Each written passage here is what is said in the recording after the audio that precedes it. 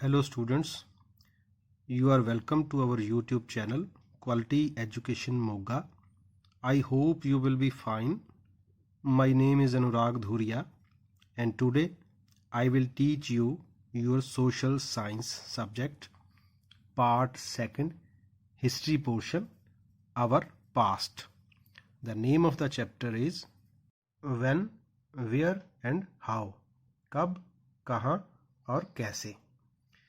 An overview of the modern period, यानी कि जो आधुनिक समय है उसके बारे में थोड़ा सा जानते हैं.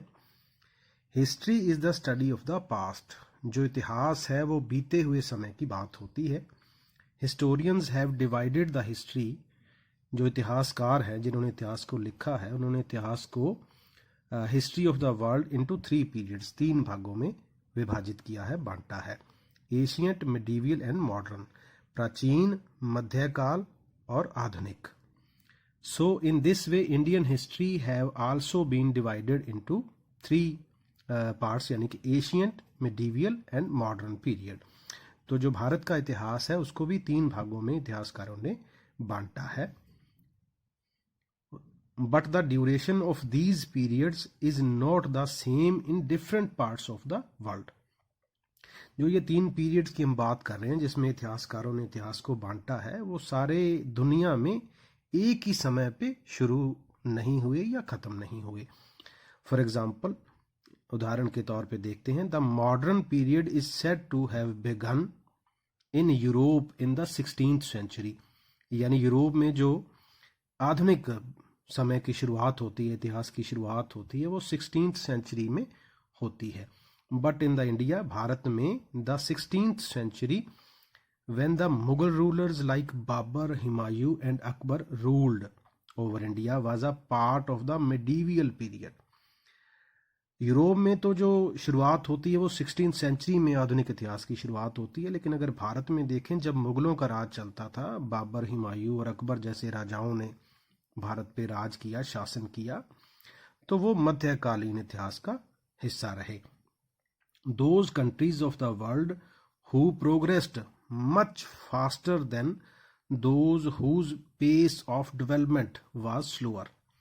दुनिया में जो धीमी गति से विकास करने वाले देश थे उनका जो इतिहास का पीरियड है वो बाद में आता है.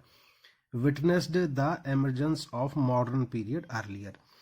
तो जो तेजी से विकास करने वाले देश थे उनका जो मॉडर्न पीरियड की शुरुआत होती है वो जल्दी होती है, और जो धीमा, जहाँ विकास की गति थी वो धीमी थी, तो वहाँ पे मॉडर्न पीरियड के जो इतिहास की शुरुआत है वो देर से होती है. In India, modern period began in the 18th century after the death of Mughal emperor Aurangzeb. तो जो मुगल शासक था औरंगजेब, जिसके बारे में आप जानते होंगे, तो उसकी जो मृत्यु हुई 18th सेंचुरी, 1708 में उसकी मृत्यु हुई थी. तो जब उसकी मृत्यु हुई तो उसके बाद का जो पीरियड है भारत के इतिहास में उसको मॉडर्न पीरियड की शुरुआत माना जाता है. During this period many old powers began weakening and in their place many new powers like Marathas, Sikhs, Rohillas, Pathans and Rajput emerged. जैसे उसकी मृत्यु हुई तो जो पुरानी शक्तियां थी उनका नाश होना शुरू हुआ, उनकी जगह पे नई शक्तियों का शुरुआत हुई. जैसे मराठा हुए, सिख हुए, रोहिलाज हुए, पठान, राजपूत, इनकी ताकत की शुरुआत हुई. क्योंकि जो मुगल रूलर थे वो बहुत पावरफुल थे, लेकिन औरंगजेब की डेथ होने के बाद तो धीरे धीरे जो मुगल एक सेंट्रलाइजेशन सिस्टम था उनके राज करने का, तो वो वीक हो गया. The Mughal struggle among the Indian powers paved the way for the foreign powers like Portuguese, Dutch, British and French to try for the supremacy and establish their own empire in India. जैसे जैसे मुगलों की power कम हुई भारत में, तो जो foreign powers थी, जो बाहर की शक्तियां थी, विदेशी ताकतें जिनको बोल सकते हैं, उनमें जैसे लाइक जो पुर्तगाली थे, जो डच यानी कि जर्मन थे, ब्रिटिश जो अंग्रेज थे, और फ्रेंच जो लोग थे, तो उनमें भी आपस में युद्ध शुरू हो गए कि भारत में अब किसका राज होगा. With the coming of these foreign powers modern period begin in India. तो इनके आने से भारत में जो मॉडर्न समय की आधुनिक इतिहास की शुरुआत हुई। So in this way modern period in Europe began in the 16th century but in India it began in the 18th century. तो इस हिसाब से भारत में जो आधुनिक भारत शुरुआत है इतिहास की तो वो 18th सेंचुरी में होती है। यूरोप में जो है वो इन एडवांस 16th सेंचुरी में होती है। There were many social evils in India compared with foreign societies. तो भारत का जो समाज था उसमें बहुत ज़्यादा सामाजिक बुराइयां थी as comparative to foreign societies, जो विदेशी समाज था उसके कंपेरेटिव में।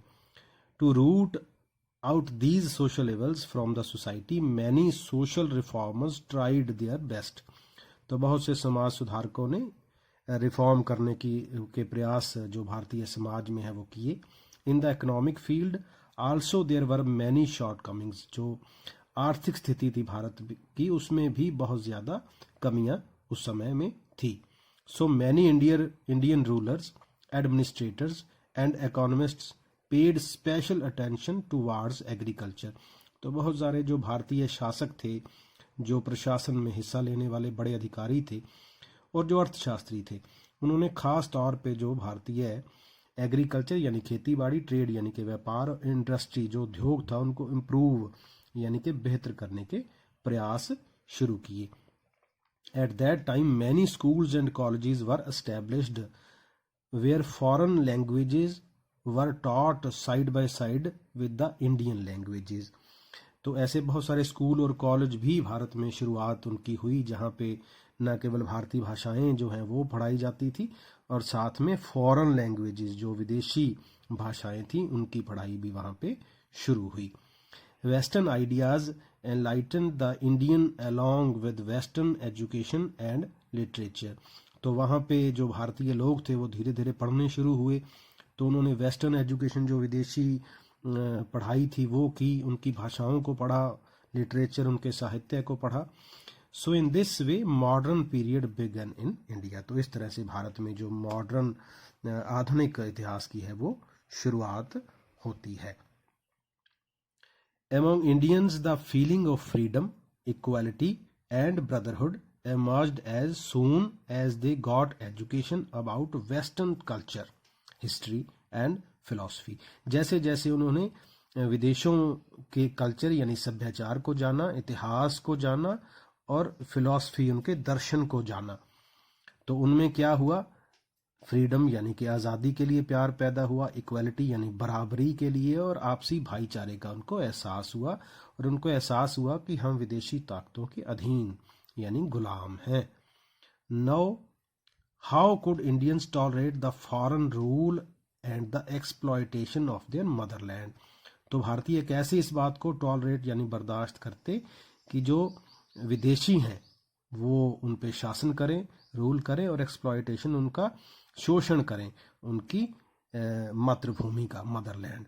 सो they started the national movement against the British rule. उन्होंने अंग्रेज़ों के खिलाफ जो है एक नेशनल मूवमेंट यानी कि शुरुआत की, एक आंदोलन की। They got the independence in 1947 after so much sacrifices and intolerant atrocities. After independence of India, then there started the task of recognition of India and rebuilding its economy। जब भारत आज़ाद हुआ, independence के बाद की ये बात है, तो धीरे धीरे भारतीय इकॉनमी और जो इंडस्ट्री है उसको रीबिल्ड करने की शुरुआत जो है भारत में शुरू हुई। उसके पुनर्गठन की बात जो है वो शुरू हुई, उसके प्रयास शुरू हुए। India have achieved A respectively place among the great countries of the world after putting so much efforts and progress for the last 57-8 years। तो पिछले 57-58 सालों में भारत ने बहुत ज़्यादा प्रयासों के बल पे दुनिया में एक जो सम्मान की स्थिति है वो प्राप्त करी है। So in this way modern period is full of tensions, pressures and challenges। तो इस तरह से जो आधुनिक युग की शुरुआत भारतीय इतिहास में होती है वो टेंशन से भरी हुई है, तनाव से भरी हुई है, प्रेशर यानी कि जिसमें बड़ा दबाव रहा है, चैलेंजेस बड़ी चुनौतियां रही है, क्योंकि जब अंग्रेज भारत को छोड़ के गए थे तो बहुत कम हमारे पास संसाधन जो थे, जो सोर्सेज थे, उनकी बड़ी कमी रही। एंड अप्स एंड डाउन्स, और बहुत ज़्यादा उतार चढ़ाव इसमें आए। Still gradually we the Indian are trying our best for more progress and prosperity. हम और ज़्यादा तरक्की करने का प्रयास जो है वो भारतीय लोग अब कर रहे हैं। तो अगला जो टॉपिक है major developments during the modern period, जो आधुनिक समय है उसमें मुख्य जो तरक्की हुई है, जो बदलाव हुए हैं, डेवलपमेंट्स हुई हैं। 18th century is regarded as the darkest period in Indian history because जो काला युग है, अंधकार का युग है, क्यों है? During this period after the downfall of Mughal emperor, जैसे ही मुगल शासन का अंत हुआ, डाउनफॉल हुआ, there started a struggle for supremacy. तो सबसे अच्छा कौन, सबसे बड़ा कौन और ताकतवर कौन, सुप्रीमेसी की आपस में स्ट्रगल यानी कि संघर्ष शुरू हो गया। Not only among the regional powers, जो लोकल लेवल की जो शक्तियां थी उनमें, but also among the foreign power, जो बाहर की शक्तियां थी उनमें भी ये संघर्ष जो है वो शुरू हुआ। आधुनिक इतिहास की शुरुआत में भी सबसे ज्यादा ताकतवर और प्रभावशाली अब आगे मुगलों के बाद कौन बनेगा या कौन है। By taking the advantages of the weakness of the Mughal Empire, many regional powers declared themselves independent. तो जैसे जैसे मुगल कमज़ोर हुए, वीक हुए, तो उसका फ़ायदा उठा के, एडवांटेज लेके, तो जो लोकल लेवल पे और शक्तियां थी उन्होंने अपने आप को आज़ाद करा लिया। तो सबसे पहले कौन थे आज़ाद कराने वाले? इन 1724 AD में निज़ामुल मुल्क founded the independent state of Hyderabad. तो उसने ऐलान कर दिया कि भैया मैं तो आज़ाद हूँ और मैं किसी के अधीन अब काम नहीं करूँगा। After this, because of the lack of central power, Murshid Quli Khan and Ali Vardi Khan founded independent state of Bengal. तो इसी तरह से जैसे निज़ामुल मुल्क ने 1724 में हैदराबाद को आज़ाद डिक्लेयर कर दिया, उसी तरह मुर्शिद कुली खान और अली वर्दी खान जो थे उन्होंने बंगाल को भी आज़ाद कर दिया। इन 1739 AD Sadat Khan made Awadh an independent state. तो जो सदात खान था उसने अवध को भी इंडिपेंडेंट स्टेट, आज़ाद मुल्क घोषित कर दिया। आफ्टर हैदराबाद इन उसके बाद Hyderabad in south Mysore state was founded which progressed under Hyder Ali and Tipu Sultan. ये आप शायद इसका नाम ज़रूर सुना होगा। हैदर अली जो टीपू सुल्तान के पिता थे, उन्होंने भी मैसूर को आज़ाद डिक्लेयर कर दिया, उसके लिए प्रयास भी किए। Marathas also took the advantage of the situation and started attacking Mughal territories. तो मुगलों ने भी इस सिचुएशन का लाभ उठाया और मुगलों पे हमले करने शुरू कर दिए मराठों ने। European powers like Portuguese, Dutch, French and Britishers also took advantage of the situation and tried to found their rule in India. तो ये पहले जो बात हमने करी वो तो थी लोकल जो पावर्स थी, चाहे वो मराठे थे, चाहे वो निज़ामुल मुल्क था, चाहे वो और कुछ नवाब लोग थे। तो बाहर की जो ताकतें थी जैसे पुर्तगाली और फ्रेंच और जो अंग्रेज़ थे, उन्होंने भी इस स्थिति का लाभ उठाया और अपने हमले जो है वो मुगलों के अलग अलग एरियाज में शुरू किए। Because of these three Carnatic wars were fought among French and British during the period 1744 to 1763 in which British got victorious। जो कर्नाटक के युद्ध हुए थे फ्रांसीसियों और अंग्रेज़ों में, उसमें जीत किसकी हुई? ब्रिटिशर्स की हुई, अंग्रेज़ों की हुई। After the downfall of Mughal empire, जैसे मुगल एम्पायर जो है उसका अंत हुआ, economy of the country suffered because of the disturbances and law and order problem। तो जैसे मुगलों का अंत हुआ तो जो देश की इकॉनमी थी वो सारी डाउन आ चुकी थी, तो वो बड़ी डिस्टर्ब हुई क्योंकि लॉ एंड ऑर्डर की भी प्रॉब्लम थी, कोई कानून व्यवस्था थी नहीं, कोई राजा था नहीं, तो लड़ाई झगड़ों में समय जा रहा था। ब्रिटिश गॉट मोनोपली, तो जो अंग्रेज थे उन्होंने मोनोपोली उस पर स्थापित की ओवर इंडियन ट्रेड, तो उन्होंने भारतीय व्यापार पे जो है वो कब्जा कर लिया। Indian art and craft renewed which was very popular in the world, तो जो भारतीय आर्ट और जो कलाएं थी वो बहुत ज़्यादा पॉपुलर थी, उन पे भी अंग्रेज़ों का पहरा हो गया, कब्जा हो गया। तो आगे है main sources of modern Indian history, तो जो इतिहास होता है उसको जानने के लिए तो सोर्सेज की ज़रूरत पड़ती है, तो उसके बारे में आगे जानते हैं। History is based on facts, जो इतिहास है वो तथ्यों पे आधारित होता है, फैक्ट्स पे आधारित होता है, बेस्ड होता है। To reconstruct the history historians have to depend on various sources, जो हिस्टोरियंस होते हैं, जो इतिहासकार होते हैं, जब हिस्ट्री उन्होंने लिखनी होती है तो वो सोर्सेज पे निर्भर करते हैं, डिपेंड करते हैं। To know about the modern Indian history there are many sources, some of them are mention below, जो भारतीय मॉडर्न इतिहास है, आधुनिक इतिहास को जानने के लिए क्या क्या साधन हमारे पास है, उसमें सबसे पहले है books. With the invention of the printing press, many books were published in the English as well as in Indian languages. तो जब प्रिंटिंग प्रेस की शुरुआत हो गई, भारत में भी हो गई, तो दुनिया के अलग अलग देशों में, पहले यूरोपियन कंट्रीज में हुई, भारत में बाद में हुई, तो बहुत सारी बुक्स जो है वो छपनी शुरू हो गई, वो इंग्लिश में यानी अंग्रेजी में भी, एज वेल एज इंडियन जो भारतीय भाषाएं थी उनमें भी। Through these books we get the knowledge about the progress made by man in the field like art, literature, science, history and music. तो जैसे भारतीयों ने इन किताबों को पढ़ा और पढ़ने के बाद उनको जानकारी हुई आर्ट की यानी कि कला की, लिटरेचर यानी कि साहित्य की, साइंस की, जो साइंस में खोजें हो रही थी, नई इन्वेंशंस हो रही थी उसके बारे में, इतिहास उन्होंने पढ़ा और म्यूज़िक के बारे में पढ़ा, तो उनको जानकारी मिली। By reading these books we can get the inspiration for more progress, तो भारतीयों को भी और तरक्की और आगे बढ़ने की प्रेरणा प्राप्त इन बुक्स में से हुई। आगे है गवर्नमेंट डॉक्यूमेंट्स, जो सरकारी दस्तावेज होते हैं उनमें से भी हमें इतिहास की जानकारी मिलती है। Government documents are the important source of the modern Indian history, तो जो सरकारी दस्तावेज हैं वो भी भारतीय आधुनिक इतिहास को जानने का महत्वपूर्ण इम्पोर्टेंट साधन है।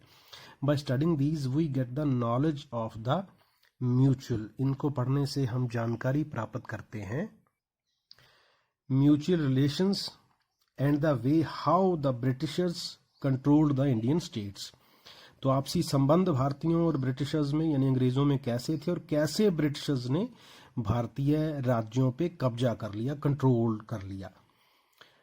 From these government documents we also get the knowledge about the ways the Britishers exploited Indian economically, तो भारतीय अर्थशास्त्र को, भारतीय व्यापार को, ट्रेड को कैसे अंग्रेजों ने एक्सप्लॉयट किया, कंट्रोल करने के बाद उसका फायदा अपने हक में उठाया, तो उसके बारे में भी हमें सरकारी जो दस्तावेज हैं गवर्नमेंट डॉक्यूमेंट से पता चलता है। तो तीसरा उसमें है न्यूज़पेपर्स, मैगजीन्स, पम्फलेट्स एक्सेट्रा।